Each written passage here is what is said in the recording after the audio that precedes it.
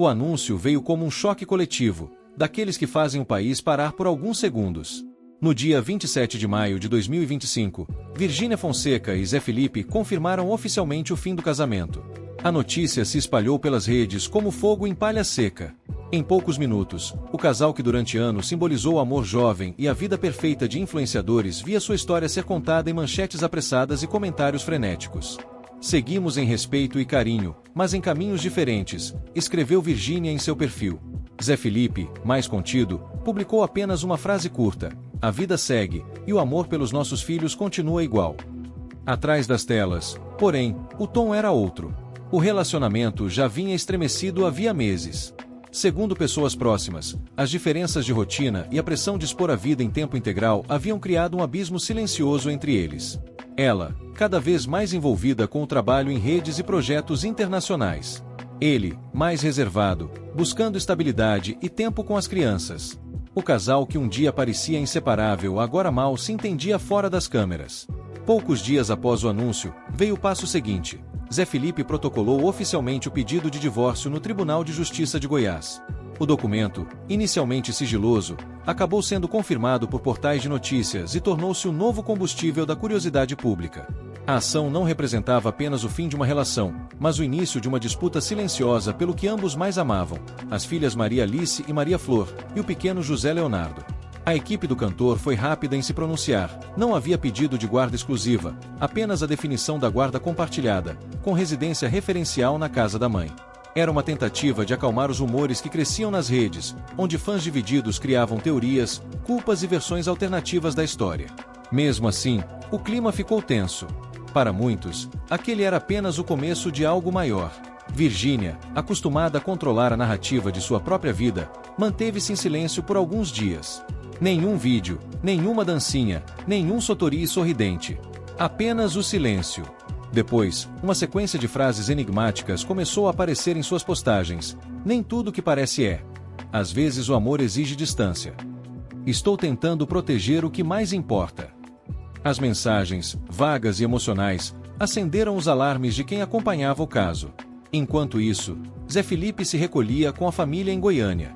Poliana Rocha, sua mãe, era vista ao lado dele em algumas ocasiões, e Leonardo, o patriarca, teria dito a amigos próximos que o filho precisava manter o coração firme e pensar nas crianças antes de qualquer coisa. Para o público, era impossível saber o que realmente se passava nos bastidores, mas o contraste entre o silêncio de Virgínia e a serenidade aparente de Zé Felipe aumentava a sensação de que algo estava prestes a explodir. Os portais de entretenimento viviam dias de ouro. A cada nova aparição de um dos dois, surgiam manchetes, análises e lives de fofoca com milhões de visualizações. Alguns diziam que ela havia sido a responsável pelo afastamento. Outros, que ele não suportava mais a vida pública intensa da esposa. Nenhuma das versões parecia completa, apenas fragmentos de uma história que se desdobrava em tempo real diante de milhões de espectadores. Entre os fãs mais atentos, havia um sentimento estranho no ar, o pressentimento de que a separação não terminaria ali.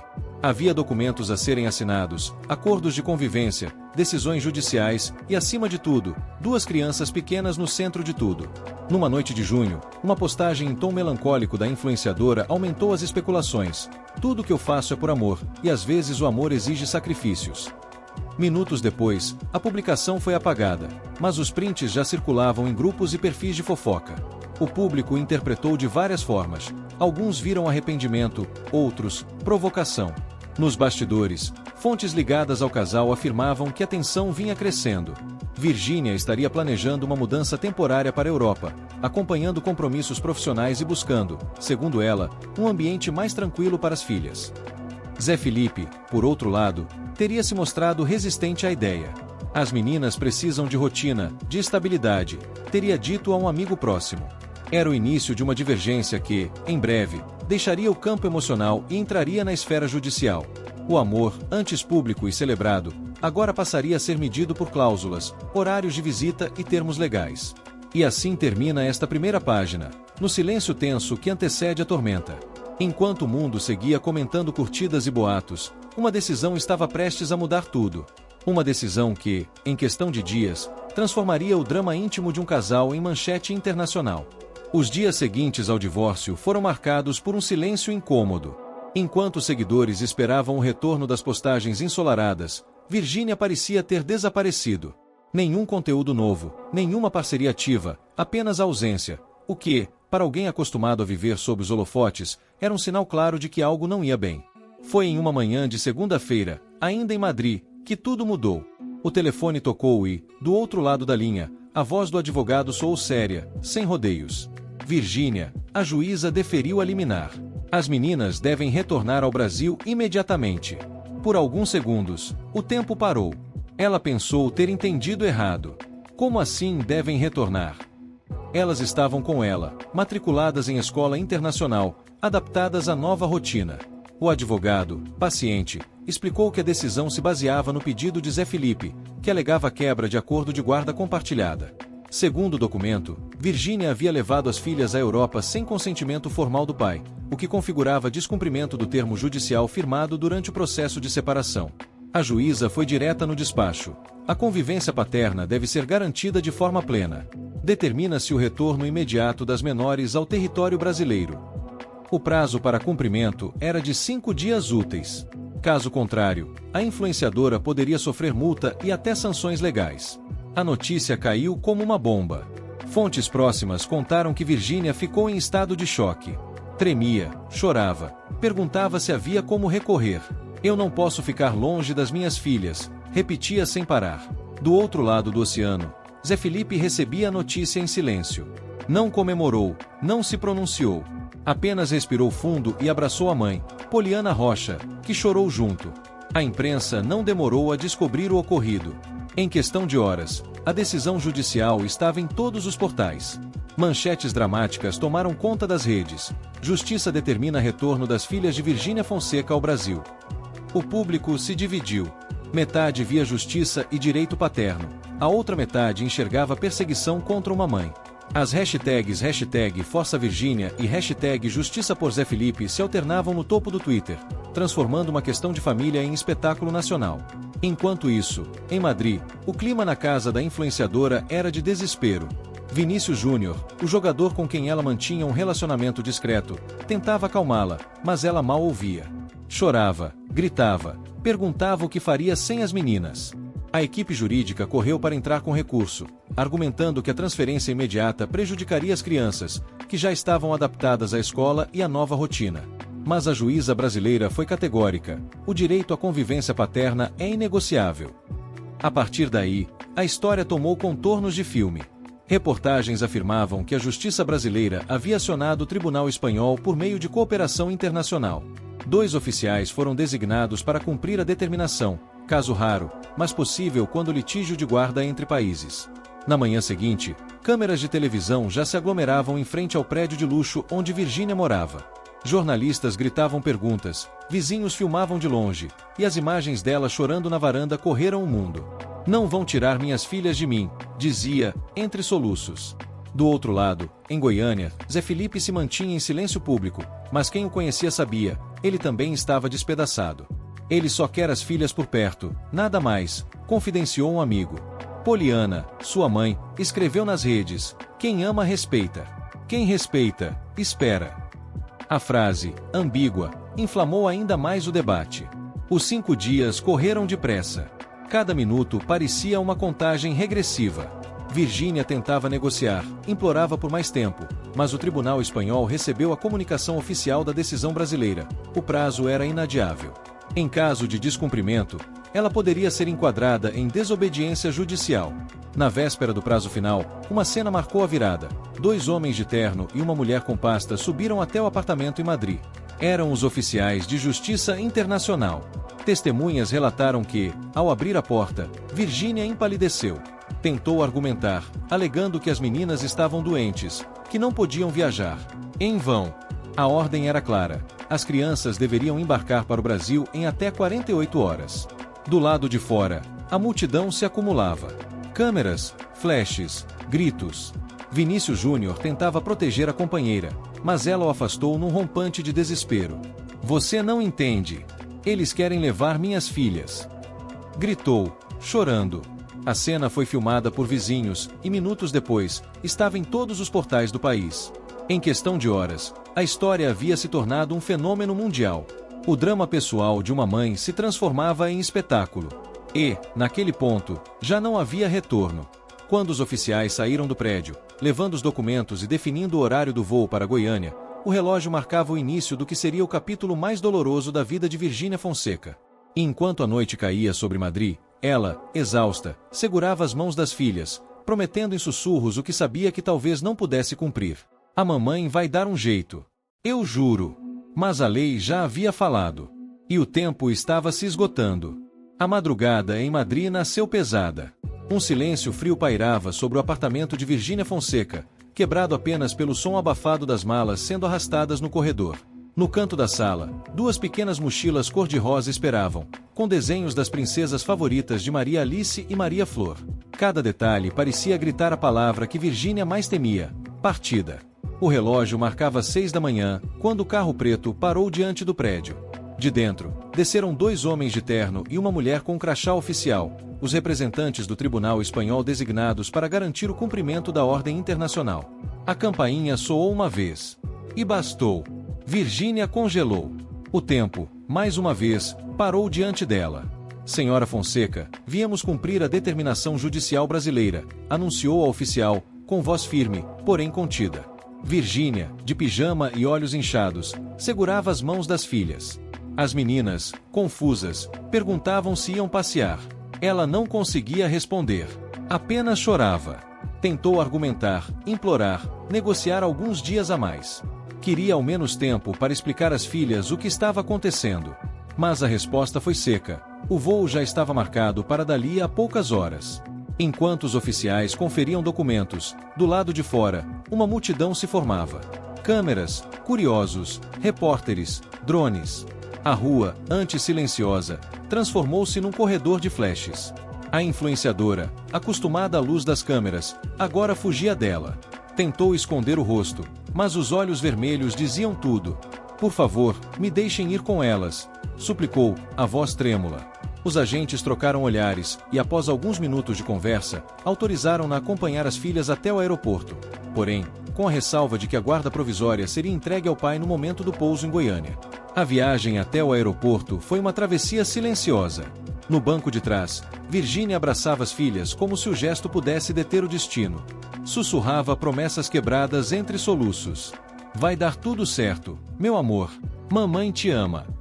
Do outro lado da janela, o sol começava a nascer sobre Madrid, ironicamente, o mesmo sol que nasceria horas depois em Goiânia, iluminando o outro lado da história.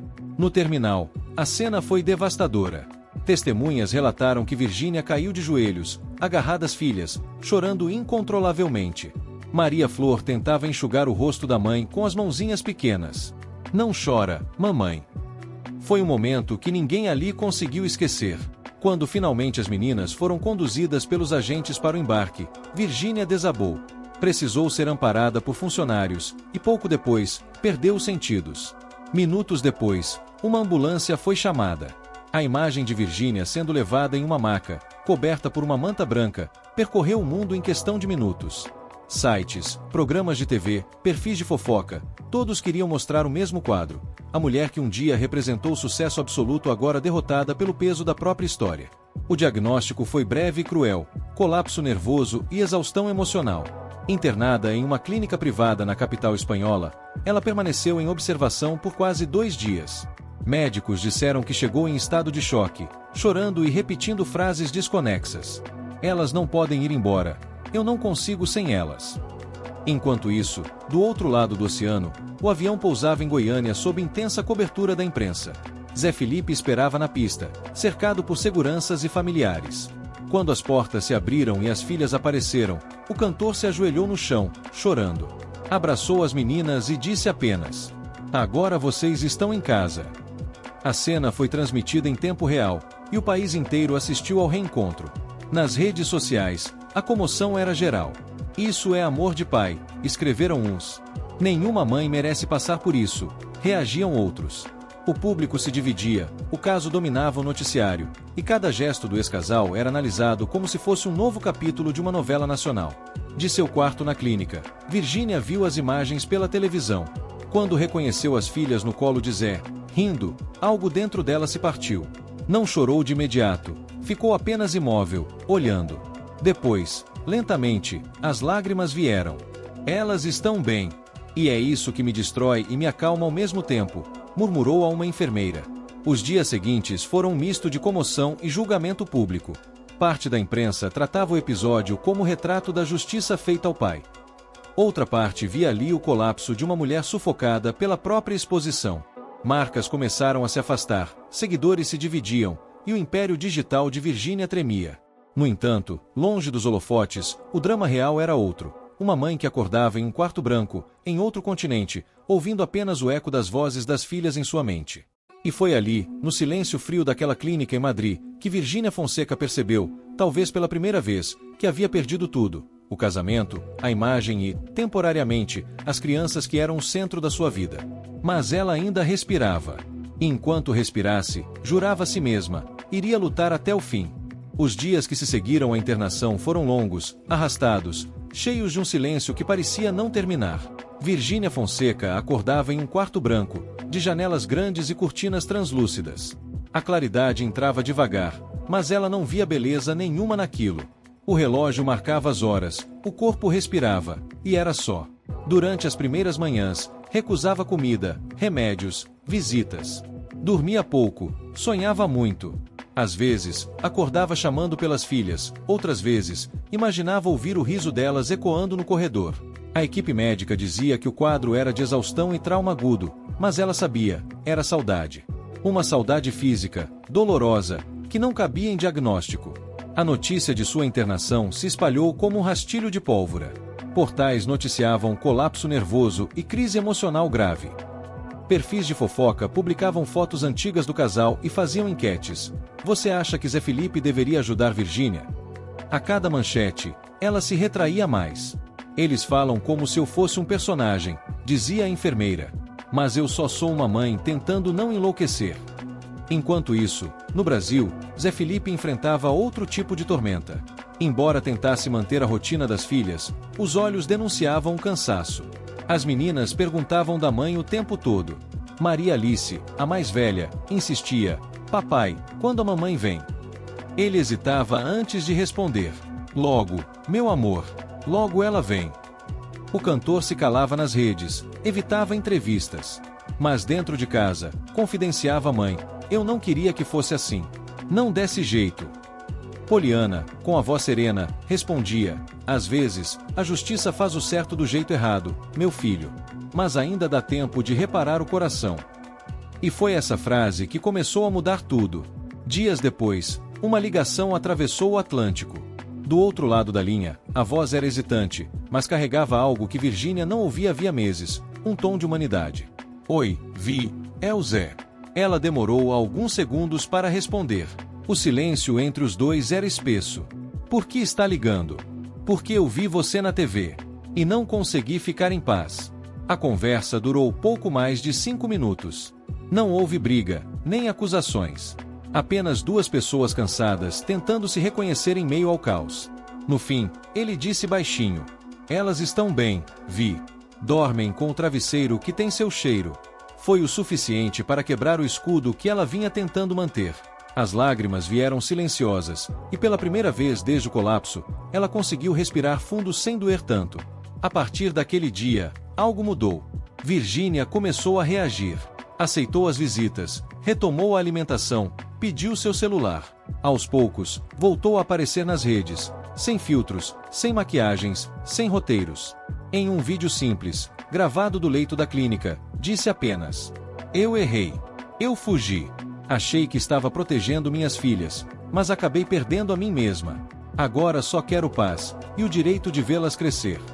O vídeo viralizou em minutos. Mas, diferente de outras vezes, o público não reagiu com julgamento.